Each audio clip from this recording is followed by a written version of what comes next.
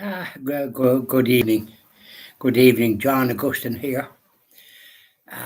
It's evening and cloudy, but cold out. But rain hasn't come for some strange reason, and it looks as if it's going to spill any minute. So, Leo Varadkar, our Taoiseach stroke Prime Minister, for those of you that don't know. Uh, Leo did one good thing recently, and that was he mentioned that in his lifetime there would be a united Ireland. And that is a very laudable thing to say for any Irishman because Charlie Haughey, when he was Taoiseach stroke Prime Minister many years ago, when Margaret Thatcher was Prime Minister in Britain, a very difficult lady to deal with. She had this business of no, no, no, uh, as far as this country was concerned. But the funny thing, she's lauded when Pope John Paul II was the Pope in Rome and President Ronald Reagan was in the United States and communism was, it was a very appropriate time. But she got some praise for the business of communism losing control in all these countries in Eastern Europe, including Poland, where the rule was absolutely diabolical because they believe in nothing except their own nonsensical agenda. So Leo said a very laudable thing to say, most Irish. Oh yeah, Charlie had said it's a failed political entity. And he was dealing with a very difficult individual at the time, Thatcher. So Charlie said that, and Charlie is right. And Leo is right to say that he'd have a united there, hopefully by peaceful means. And he's been criticised by the British establishment.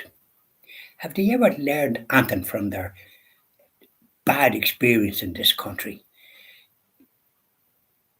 The despicable rule that they had here for years, putting planters on, putting people off their land, including our beloved Saint Oliver Plunkett, who come from near Oldcastle here in Loughcrew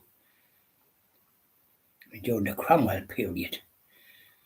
And the people that was planted there, Cromwellians, nappers, they're still there. But that particular family had died out, and then suddenly a nephew or somebody, they're that anxious to hold on to other people's land. Belongs to Bishop Oliver Plunkett, Saint Oliver Plunkett, his relatives, not them. So this is the crowd, but they've never learned. They're as thick as double ditches over there in Britain, if to put a word in it, because it is a failure. Look at the trouble that's up there with the unionists that was these DUP, these ones that was planted and planted in our republic as well, but they didn't succeed in trying to drive out the Irish, the English most off that had planted, but planted peculiar ones in the six counties, and they're there with their own ancestors was quite evil in their day, anti-Catholic, and they're still at that, and their old orange parades. Now, has the British any sense of what I call decency and civilization? That is a failed political entity up there in the six counties, and the sooner they wake up to that, the better. They're an absolute disgrace the way that they've interfered with countries and put their snout into it. They've no right to do that. Look after your own country, for goodness sake. It's practically a basket case at the moment, the way you're running it, and you're out of Europe.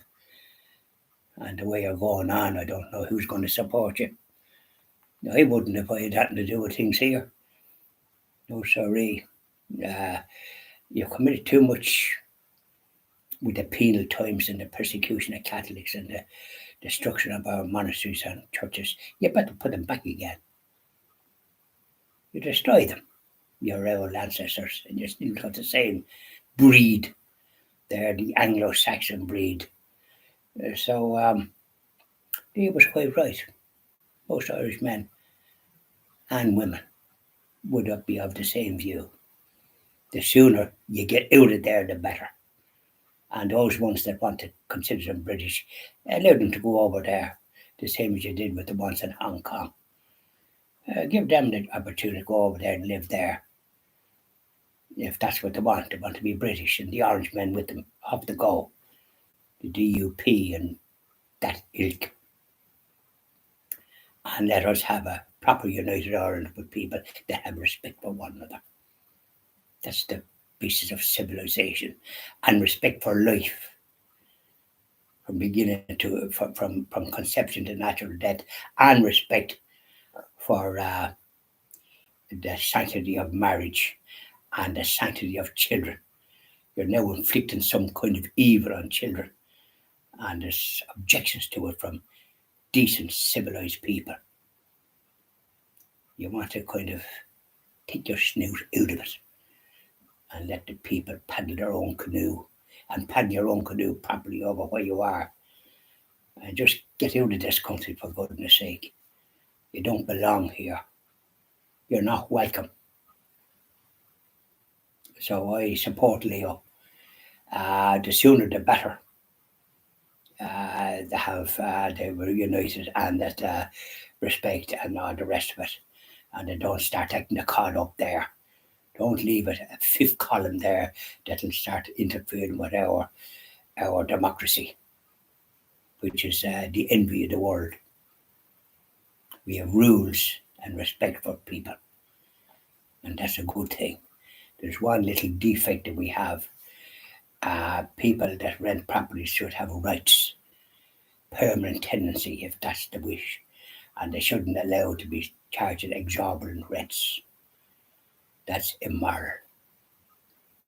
Have a look at the EU. We're in the EU. Have a look at France.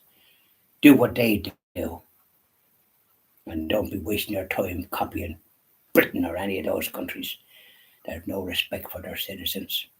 In my book, a lot of them are homeless over there as well, and all the rest of it.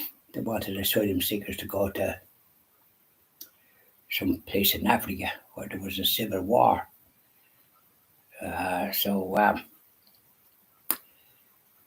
good man, Leo. Stick to your guns, and don't take any chastisement from people of that ilk over there. They need to apologise here and undo the harm that they did and make compensation. Yeah, that's what they need to do. Okay, bye now. I just thought I'd mention that on Saturday. I won't mention it on the Sabbath because we keep holding the Sabbath day, but I mention it now. I meant to mention it earlier. Bye now.